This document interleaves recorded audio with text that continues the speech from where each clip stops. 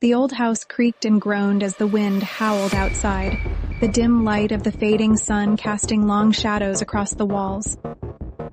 I was curled up on the worn-out couch, an open textbook resting on my lap.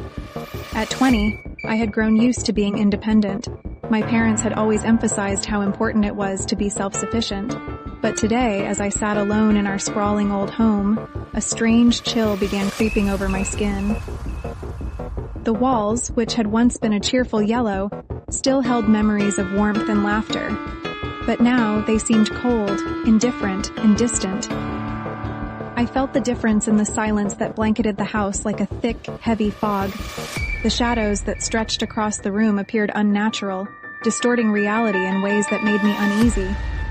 I tried to focus on the textbook, flipping through the pages as I forced myself to concentrate on molecules instead of my nagging, irrational fears. Then suddenly, a knock broke the stillness. It was sharp, unexpected, and seemed out of place. My whole body stiffened, and I instinctively glanced at the clock, 7:23 p.m. Who could it be? My friends knew I was studying, and my parents were out of town. My heartbeat quickened as I stood up, moving slowly towards the hallway. The knock came again, louder this time, more insistent. "Hello?" I called out, though my voice wavered with uncertainty. There was no response, only the persistent knocking echoing in the hallway. My steps were cautious as I approached the front door, my pulse drumming in my ears. I peered through the peephole, expecting to see someone, or something. But there was nothing. Just the empty porch, barely illuminated by the dim evening light. A flicker of movement caught my eye in the corner of the porch, but when I turned my head, there was nothing there. Just shadows. Part of me wanted to retreat, lock the door, and pretend I hadn't heard anything.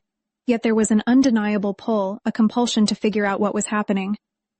My hand hesitated on the doorknob before I cracked the door open. "Who's there?" I called out into the night. A cold breeze swept in, brushing against my skin, and I shivered.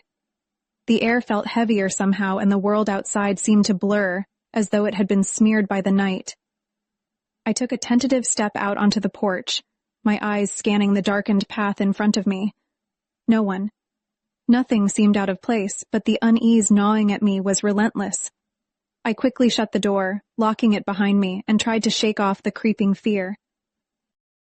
The house felt suffocating as night descended quickly.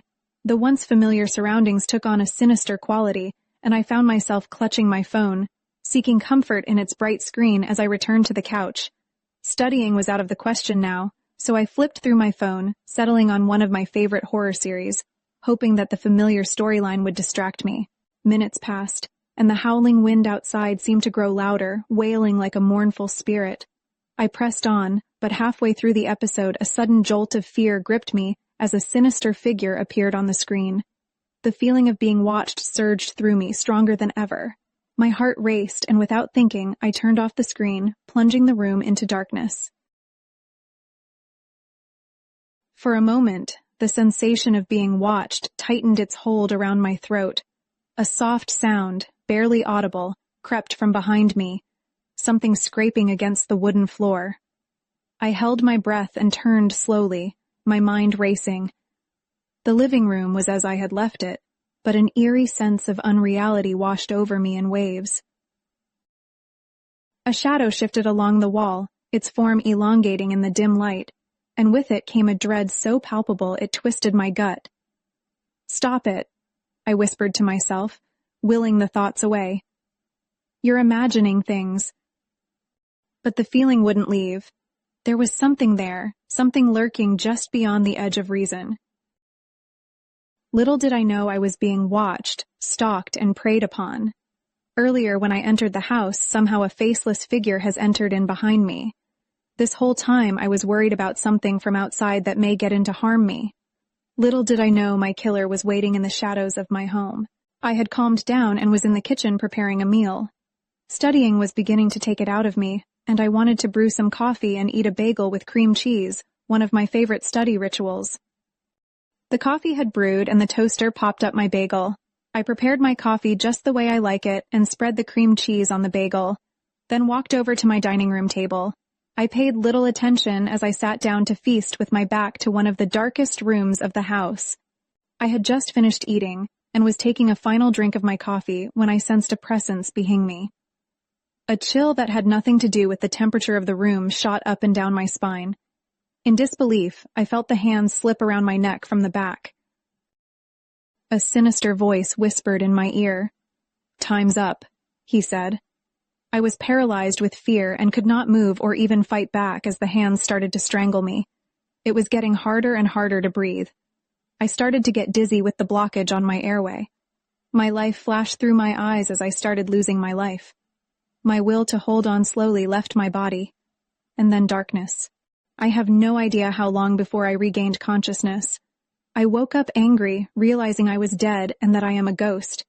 I made a fast decision for my spirit to forever to remain in this house, to haunt whoever occupies it until I feel like I have justified my death.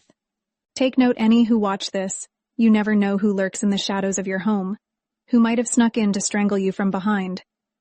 Remember my name is Sheena. Maybe I will see you in your dreams.